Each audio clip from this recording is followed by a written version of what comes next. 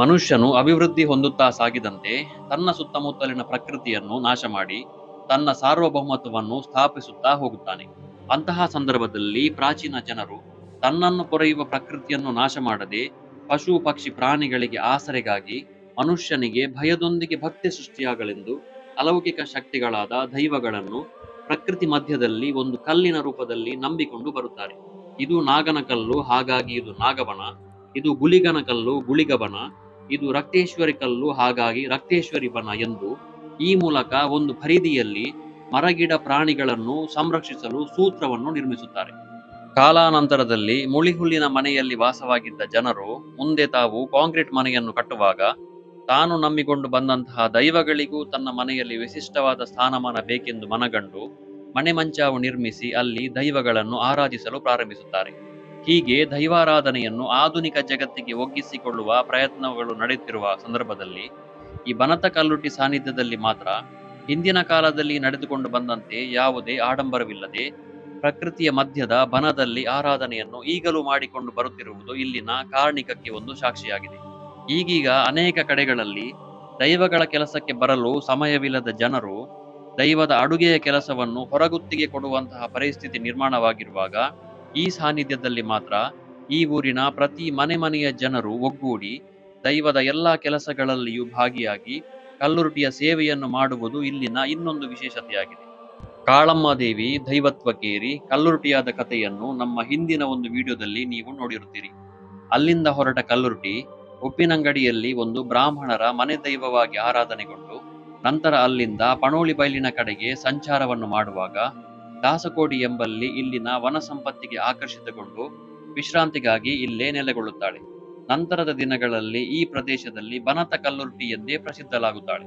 ವೀಕ್ಷಕರೇ, ನೀವು ಅನೇಕ ಕಡೆಗಳಲ್ಲಿ ನೋಡಿದ ಹಾಗೆ ಪುರಾತನ ಕಾಲದಲ್ಲಿ ಆರಾಧಿಸಿಕೊಂಡು ಬಂದಂತಹ ದೈವಾರಾಧನೆಯನ್ನು ಈಗಿನ ಆಧುನಿಕ ಜಗತ್ತಿನಲ್ಲಿ ಏನ್ ಮಾಡ್ತಾ ಇದ್ದಾರೆ ಅಂತ ಹೇಳಿದ್ರೆ, ಒಂದು ಗುಡಿ ಗೋಪುರಗಳನ್ನು ಕಟ್ಟಿ ಅದರಲ್ಲಿ ದೈವಗಳನ್ನು ಬಂಧಿಸ್ತಾ ಇದ್ದಾರೆ, ದೈವಗಳ ಅಂಗಳಕ್ಕೆ ಇಂಟರ್ಲಾಕ್ ಅಳವಡಿಸುತ್ತಿದ್ದಾರೆ.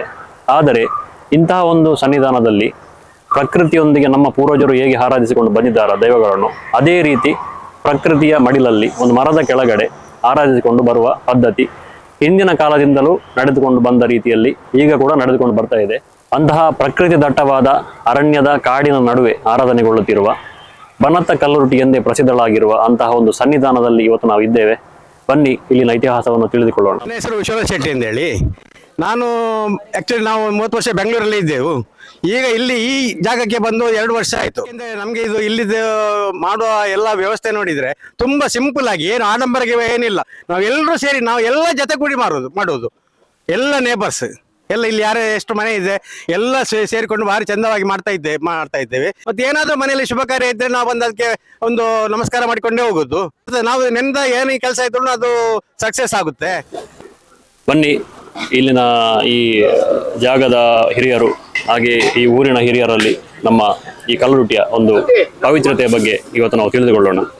ಮೈತಾಳು ಅಂತೇಳಿ ನಾವು ಇಲ್ಲಿ ಬಂದು ಸಾಧಾರಣ 1976ನೇ ಇಸ್ವಿಗೆ ಬಂದಿದ್ದೇವೆ. ಅದರಿಂದ ಮೊದಲು ನಮ್ಮ ಇವರು ಮೋನಪ್ಪ ಅಂತಿದ್ದಾರೆ, ಇವರಿಗೆ ತುಂಬ ಅದರ ಬಗ್ಗೆ ಗೊತ್ತಿದೆ ಅದರ ಬಗ್ಗೆ. ಸೊ ಇದು ತುಂಬ ಕಾರಣಿಕ ಅಂತ ಹೇಳಿ ಕಂಡಿದ್ದೇವೆ ಇಲ್ಲಿಯ ಒಂದು ಊರಿನ ಜನರಿಗೆ. ಅಂದರೆ ಇಲ್ಲಿ ಮೊದಲು ನಾವು ಕೋಳಿ ಎಲ್ಲ ಕೊಡ್ತಾ ಇದ್ದೇವೆ ಇಲ್ಲಿ. ಅಂದ್ರೆ ಈಗ ಸ್ಟಾರ್ಟಿಂಗ್ ಅಂತ ಹೇಳಿ, ಈಗ ನೀವು ಇಲ್ಲಿಗೆ ಬರುವಾಗ ಇಲ್ಲಿ ಯಾವ ರೀತಿ ಕಲ್ಲುರುಟಿ ಆರಾಧನೆ ನಡೀತಾ ಇತ್ತು? ನಾವು ಬರುವಾಗ ಇಲ್ಲಿ ನಾನು ಬರೋ ಟೈಮಲ್ಲಿ ಸೋಮ ಪೂಜಾರಿ ಅಂತ ಇದ್ರು, ಅವರು ಮಾಡ್ತಾ ಇದ್ರು ಹಾಗೆಲ್ಲ ಅಂತ ಹೇಳಿ. ತಂದೆಯವರು ಸೋಮ ಪೂಜಾರಿ ಮತ್ತು ಊರಿನ ಜನ ಎಲ್ಲ ಸೇರ್ತಾ ಇದ್ರು. ಹಾಗೆ ಕಳೆದ ಒಂದು 22 ವರ್ಷ ಮಾಡಿದೆವು. ಆಮೇಲೆ ತಂದೆಗೆ ಒಂದು ಕಂಡಿತ್ತು ನಾವೇ ನಮ್ಮ ರೀತಿಯಲ್ಲಿ ಮಾಡಬೇಕು ಅಂತ ಹೇಳಿ ನಾವು ನಾನ್ ವೆಜ್ ಬಿಟ್ಟು ಇದೇ ತರ ನಮ್ಮದು. ನೀವು ಮೊದಲು ವೆಜಿಟೇರಿಯನ್ ಅಂದ್ರೆ ಸಸ್ಯಾಹಾರದ ಮೂಲಕ ಅವರಿಗೆ ಕಲ್ಲುರುಟಿಗೆ ಅಗೆಲನ್ನು ಸಮರ್ಪಣೆ ಮಾಡ್ತಾ ಇದ್ದೆ. ಅದರ ನಂತರ ನಿಮ್ಗೆ ಹೇಗೆ ಅದು ಕಂಡಿತು? ಹೇಗೆ ಮಾಂಸಾಹಾರಿ ಅದಕ್ಕೆ ಬೇಕಂತೇಳಿ ನಿಮ್ಗೆ ಹೇಗೆ ಅನಿಸ್ತು? ಅದು ಇತ್ತೀಚೆಗೆ ಒಂದು 2-3 ವರ್ಷಗಳ ಹಿಂದೆ ನಾವು ಪುನಃ ಒಂದು ಪ್ರಶ್ನೆ ಇಟ್ಟಾಗ ಅದು ಸರಿಯಾಗಿಲ್ಲ ಅಂತ ಆಯ್ತು. ಅದು ಮಾಡಿದ್ದು ಯಾವುದೇ ಪ್ರಯೋಜನ ಆಗಲಿಲ್ಲ. ಅದಕ್ಕೆ ಬೇಕಾಗುದು ಅದಕ್ಕೆ ಚಂದ ರೀತಿಯಲ್ಲಿ ತಗೊಳ್ಬೇಕಾಗ್ತದೆ, ಇದು ಸಾಕಾಗುದಿಲ್ಲ ಅಂತ ಆಯ್ತು ನಮ್ಮ ಈ ರೀತಿಯ. ಸೊ ನಮಗೂ ಹಾಗೆ ತುಂಬ ಕಷ್ಟಗಳು ಅದರಿಂದ ಅನುಭವ ಆಗಿದೆ ಕೆಲವು ತುಂಬ ವಿಷಯದಲ್ಲಿ. ಸೊ ಕಡೆಗೆ ಅದರ ನಂತರ ನಾವು ಪ್ರಶ್ನೆ ಇಟ್ಟ ನಂತರ ಒಂದು ಹೊಸ ರೀತಿಯ ಬದಲಾವಣೆ, ಮೊದಲಿನ ಥರವೇ ಹೇಗಿತ್ತು ಮೊದಲು ಅದೇ ಥರ ನಾವು ಮಾಡಲು ಪ್ರಾರಂಭ ಮಾಡಿದ್ದೆವು. ಪ್ರಶ್ನೆಯಲ್ಲಿ ಹೇಳಿದ ಇಷ್ಟೇ ವಿಷಯ ಅಂದರೆ ಅಗೆಲು ಮಾಡಿ, ಪ್ರತಿ ವರ್ಷ ಒಂದು ಅಗೆಲು ಕೊಡಿ, ಎಲ್ಲ ಸೇರಿ ಅಗೆಲು ಕೊಡಿ, ಅದುವೇ ನಿಮ್ಮ ಸಂಪೂರ್ಣ, ಬೇರೆ ಯಾವುದು ಕೋಲಗಿಲ್ಲ ಏನು ಮಾಡೋ ಅಗತ್ಯ ಇಲ್ಲ ಇಲ್ಲಿ. ಹೌದು, ಅದೊಂದು ಪ್ರಶ್ನೆಯನ್ನು ಸರಿಯಾಗಿ ಹೇಳಿದ್ದಾರೆ. ಸೊ ಆದ ಕಾರಣ ಇದೇ ವಿಶೇಷ, ಈ ವರ್ಷಕ್ಕೊಮ್ಮೆ ಕೊಡುವಂಥ ಅಗೆಲೇ ವಿಶೇಷ. ಇದರಿಂದ ಎಲ್ರಿಗೂ ಊರಿನವರಿಗೆಲ್ಲ ಒಳ್ಳೇದಾಗುತ್ತೆ ಅಂತ ಹೇಳಿದ್ದಾರೆ ಅವರು. ಸೊ ಅದರ ನಂತರ ನಾವು ಹಾಗೆ ಮಾಡ್ತಾ ಇದ್ದೇವೆ. ಯಾವುದೇ ಆಡಂಬರಕ್ಕೆ ನಮ್ಮ ಕೌಲೊಟ್ಟಿ ಒಪ್ಪುವುದಿಲ್ಲ. ಅಂದ್ರೆ ಮುಂಚೆ ಹೇಗೆ ಇತ್ತು ಅದೇ ರೀತಿ ನಮ್ಮನ್ನು ಸೇವೆ ನೀವು ನಡೆಸಿಕೊಂಡು ಬನ್ನಿ ಅಂತ ಅವಳು ಪ್ರಶ್ನಾ ಚಿಂತನೆಯಲ್ಲಿ ಹೇಳಿದ್ದಾಳೆ. ಆದ ಕಾರಣ ಈಗ ಮುಂಚಿನ ಯಾವ ರೀತಿ ನಡೆಯುತ್ತಿತ್ತು ಅದೇ ರೀತಿ ಆಡಂಬರವಿಲ್ಲದೆ ನಡೆಯುತ್ತಿದೆ. ಈಗ ಸಂಪೂರ್ಣ ಕೃತಾರ್ಥರಾಗಿದ್ದಾರೆ. ಇದು ಸಾಧಾರಣ ನಮ್ಮ ಅನುಭವದ ಪ್ರಕಾರ ಸಾಧಾರಣ 58 ವರ್ಷದಿಂದ ಹಿಂದಿನ ಆಚರಣೆ. ಅದೆಂಥದೇ ಒಂದು ಸಮಸ್ಯೆ ಇದ್ರೂ ಇಲ್ಲಿ ಬಂದು ನಾವೊಂದು ಊದುಬತ್ತಿ ಹಚ್ಚಿ ಕೈ ಮುಗಿದ್ರೆ ನಮಗೆ ಏನೂ ತೊಂದರೆ ಇಲ್ಲ. ಹಾಗೆ ವೀಕ್ಷಕರೇ, ಈ ಬನದ ಕಲ್ಲುಟ್ಟಿ ಸನ್ನಿಧಾನದಲ್ಲಿ ದಶಕಗಳಿಂದಲೂ ಅಡಿಗೆ ಸಹಾಯವನ್ನು ಮಾಡುತ್ತಿರುವ ಯೋಗೀಶ್ ಅವರು ನಮ್ಮ ಜೊತೆ ಇದ್ದಾರೆ. ಅವರ ಒಂದು ಅನುಭವವನ್ನು ಅವರಿಂದಲೇ ಕೇಳಿ ತಿಳಿದುಕೊಳ್ಳೋಣ. ಪುರಾತನದಿಂದ ಮಾಡ್ತಿದ್ದಂತಹ ಈ ಕಲ್ಲೊಟ್ಟಿಯ ತಾಯಿಯ ಒಂದು ಸೇವೆ ಇದು ಎಲ್ಲರೂ ಹಿರಿಯವರು ಮಾಡ್ತಾ ಇದ್ರು. ಹಾಗೆ ನಮಗೆ ಇಲ್ಲಿ ತನ್ನ ತಂದೆ ಮತ್ತು ಇವರ ತಂದೆ ಎಲ್ಲ ಹಿರಿಯವರು ಬಂದು ಇಲ್ಲಿ ಅಡಿಗೆ ಕೆಲಸ ಎಲ್ಲ ಮಾಡ್ತಾ ಇದ್ರು. ಹಾಗೆ ಇಲ್ಲಿ ಒಂದು ತುಂಬ ಜನ ಸೇವೆ ಆಗಿಲ್ಲ ಅಂತ ಕೊಡ್ತಾ ಇದ್ದಾರೆ. ಅದನ್ನು ಎಲ್ಲ ಬಂದು ಇಲ್ಲಿ ಎಲ್ಲ ಜನ ಸೇರಿ ಮಾಡುವಂಥ ಕೆಲಸ ಇದು. ಇಲ್ಲಿ ತುಂಬಾ ಪುರಾತನದಿಂದ ಕೆಲವು ವರ್ಷಗಳ ನಮ್ಮ ತಂದೆ ಸಹ ಇಲ್ಲಿ ಕೆಲಸ ಮಾಡ್ತಿದ್ದರು, ಅಡಿಗೆ ಕೆಲಸ ಎಲ್ಲ ಮಾಡ್ತಿದ್ದವರು. ಇಲ್ಲಿ ಕಲ್ಲುಟ್ಟಿ ಅಂದ್ರೆ ಬಣದ ಕಲ್ಲುಟ್ಟಿ ಅಂತ ಇಲ್ಲಿ ಹೆಸರುವಾಸಿಯಾಗಿದೆ. ಇದೊಂದು ಬ್ರಾಹ್ಮಣರವರದ್ದು ಜಾಗ, ಇಲ್ಲಿ ಅವರು ಮಾಡ್ತಿದ್ರು. ಅದ ನಂತರ ನಾವು ಅಡಿಗೆ ಎಲ್ಲ ಇಲ್ಲಿ ಹಾಗೆ ವರ್ಷ ಹೋದಾಗಿ 10-15 ಆಗಿಲ್ಲ ಜಾಸ್ತಿ ಆದ್ರೆ ಆಗ್ತಾ ಉಂಟು. ಕಳೆದಾಗಿ 82 ಈ ವರ್ಷವು 100 ತನಕ ಮುಟ್ಟಿದೆ. ಎಲ್ಲ ಬೆಳಕು ಯೂಟ್ಯೂಬ್ ಚಾನೆಲ್ನ ಎಲ್ಲ ವೀಕ್ಷಕರಿಗೂ ನಮಸ್ಕಾರಗಳು. ನಾನು ಪ್ರವೇಶ್ ದಾಮೋದರ್ ಮಂಜೇಶ್. ಈ ಜಾಗದಲ್ಲಿ ಪ್ರಶ್ನೆ ಇಟ್ಟು ಮಾಡಬೇಕಾದ್ರೆ ಕೆಲವು ಸಮಸ್ಯೆಗಳೆಲ್ಲ ಗೊತ್ತಾಯಿತು. ಅದಕ್ಕೆ ಏನಾದರೂ ಒಂದು ಪರಿಹಾರ ಮಾಡಲೇಬೇಕು ಅನ್ನೋ ಉದ್ದೇಶದಿಂದ ನಾವು ಮುಂದುವರಿದ್ವಿ. ಪ್ರಶ್ನೆ ನಡಿಬೇಕಾದ್ರೆ ಏನು ಅಷ್ಟವರೆಗೆ ಯಾರಿಗೂ ಕಂಡು ಬಾರದ ಕಲ್ಲು ನಮಗೆ ನೋಡಲಿಕ್ಕೆ ಸಿಕ್ತು. ಇಲ್ಲಿ ಮೂಲ ಕಲ್ಲು ಅವರಿಗೆ ಹುಡುಕಬೇಕು ಸಿಕ್ಕಿತ್ತು. ಅದಕ್ಕೆ ಏನೇನು ವ್ಯವಸ್ಥೆ ಬೇಕಂತ ಹೇಳ್ಬಿಟ್ಟು ಅವರು ಹೇಳ್ತಾ ಹೋದರು ದೈವಜರು. ಅದರ ಪ್ರಕಾರ ನಾವು ಮಾಡ್ತಾ ಹೋದ್ವಿ. ನಾವೇನೋ ಒಂದು ನಿಮಿತ್ತ ಆಗಿಬಿಟ್ವಿ ಅಷ್ಟೇ. ದೈವದ ಕೆಲಸ ತುಂಬ ಚೆನ್ನಾಗಿ ನಡೆಯಿತು. ನಾವು ಒಂದು ಖುಷಿ ಏನಂದ್ರೆ ಶುರುವಿನ ವರ್ಷ ನಾವು ಸ್ಟಾರ್ಟ್ ಮಾಡಬೇಕಾದ್ರೆ 40 ಏನೋ ಇತ್ತು ಅಗೆಲ್ ಸೇವೆ. ಕಳೆದ ವರ್ಷ 70 ಚಿಲ್ಲರೆಯಲ್ಲಿ ಇತ್ತು ನನಗೆ ನೆನಪಿದ್ರೆ. ಈ ಸರಿ 96ಕ್ಕೆ ಬಂದಿದೆ. ನೋಡಿ ದೇವರು ಹೆಂಗೆ ಅದಕ್ಕೆ ಏನು ಬೇಕೋ ಅದನ್ನು ಮಾಡಿಸ್ತಾ ಹೋಗ್ತಾರೆ. ನನ್ನ ಹೆಸರು ಪದ್ಮನಾಭ ಅಂತ. ನಾನು 5 ವರ್ಷದಿಂದ ಮನೆ ಕಟ್ಟು ವಾಸವಾಗಿದ್ದೇನೆ. ಪ್ರಶ್ನಾ ಚಿಂತನೆಯಲ್ಲಿ ಲಾಸ್ಟ್ಗೆ ಒಂದು ನಿವೃತ್ತಿ ರಾಶಿ ಅಂತ ಹೇಳ್ತಾರೆ. ಅದರಲ್ಲಿ ಕೂಡ ಲಾಸ್ಟ್ಗೆ ಎಷ್ಟು ರಾಶಿ ಹಾಕಿದ್ರು ನಿವೃತ್ತಿ ರಾಶಿ ಬರ್ತಾ ಇರಲಿಲ್ಲ. ಅಗೆಲು ಕೊಟ್ಟು ನಾವು ಇದನ್ನು ಸರಿ ಮಾಡ್ತೇವೆ ಅಂತ ಹೇಳುವಾಗ ತಕ್ಷಣ ಅದು ಅಗೆಲಿಗೆ ಒಪ್ಪಿಕೊಂಡು ನಿವೃತ್ತಿ ರಾಶಿ ಒಳ್ಳೆಯದಾಗಿ ಬಂತು.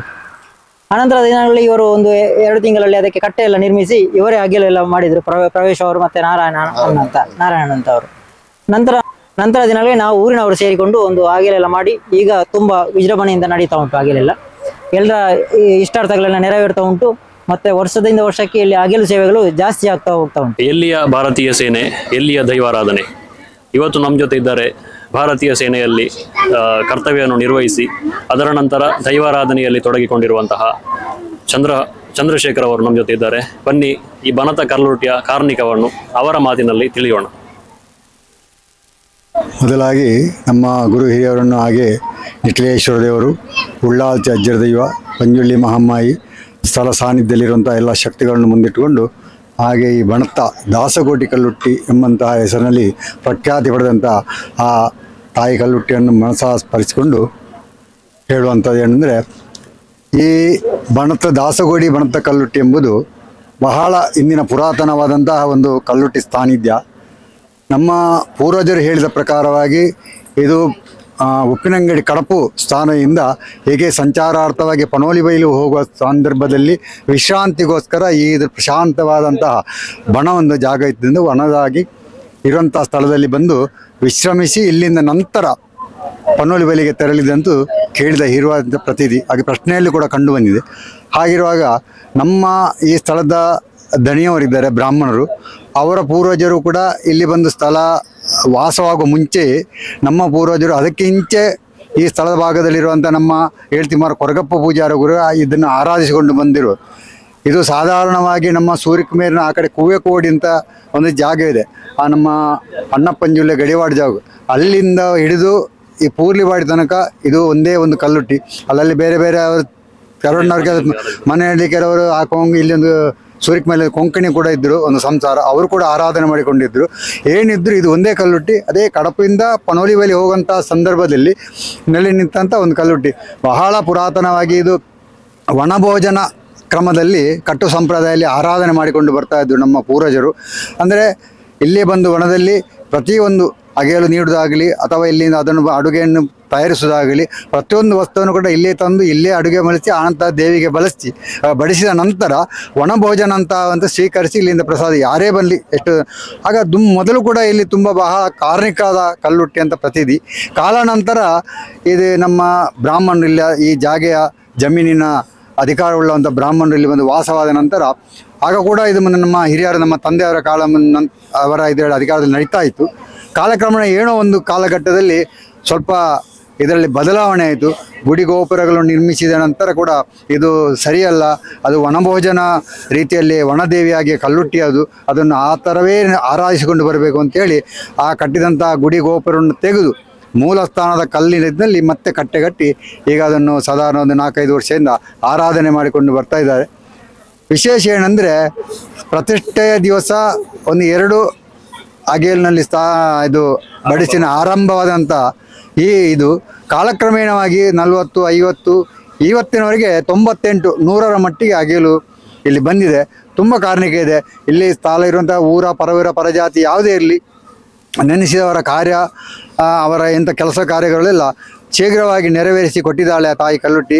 ನಮಗೂ ಕೂಡ ಅದರ ಆಶೀರ್ವಾದ ಇದೆ. ಇಲ್ಲಿ ಸುತ್ತ ನೆರಮಲ್ಲಿ ಸ್ಥಳಭಾಗದಲ್ಲಿ ಇರುವಂಥ ಎಲ್ಲ ಸಂಸಾರಗಳು ಕೂಡ ಅವರ ಕಷ್ಟದಲ್ಲಿದ್ದಾಗ ತಾಯಿ ಕಲ್ಲುಟ್ಟಿ ಅಂತ ನೆನೆಸಿಕೊಂಡಲ್ಲಿ ಅವರ ಅನೇಕ ಕಷ್ಟಗಳನ್ನು ಸಮಸ್ಯೆಗಳನ್ನು ರೋಗ ರುಜಿನಗಳನ್ನು ನಾಶ ಮಾಡಿ ಅವರಿಗೆ ಒಳ್ಳೆಯ ಅನುಗ್ರಹ ನೀಡಿದ್ದಾಳೆ.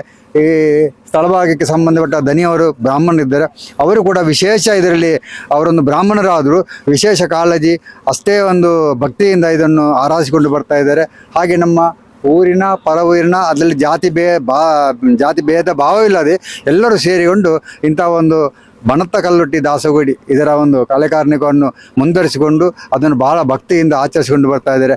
ನಮಗೂ ಕೂಡ ಒಂದು ಇದರೊಂದು ನಮ್ಮ ಹಿರಿಯವರಿಂದ ಬಂದಂಥ ಒಂದು ಯೋಗ ಭಾಗ್ಯ, ಅದನ್ನು ನಾವು ಕೂಡ ಇದ್ದಷ್ಟುಗಳ ಆ ತಾಯಿಯ ಅನುಗ್ರಹದಲ್ಲಿ ಮುಂದುವರಿಸಿ ಹೋಗ್ತೇವೆ ಅಂತ ಹೇಳಿ ಈ ಮಾತಾಡೋದನ್ನು ಮುಗಿಸ್ತೇವೆ. ಪ್ರಿಯ ವೀಕ್ಷಕರೇ, ಈ ಬಣಂತ ಕಲ್ಲುಟ್ಟಿಯ ಒಂದು ಇತಿಹಾಸವನ್ನು ನೀವೆಲ್ಲರೂ ನಮ್ಮ ಚಂದ್ರಶೇಖರ್ ಅವರನ್ನು ತಿಳಿದುಕೊಂಡಿದ್ದೀರಿ. ಅವರಿಗೆ ತುಂಬ ಧನ್ಯವಾದಗಳು.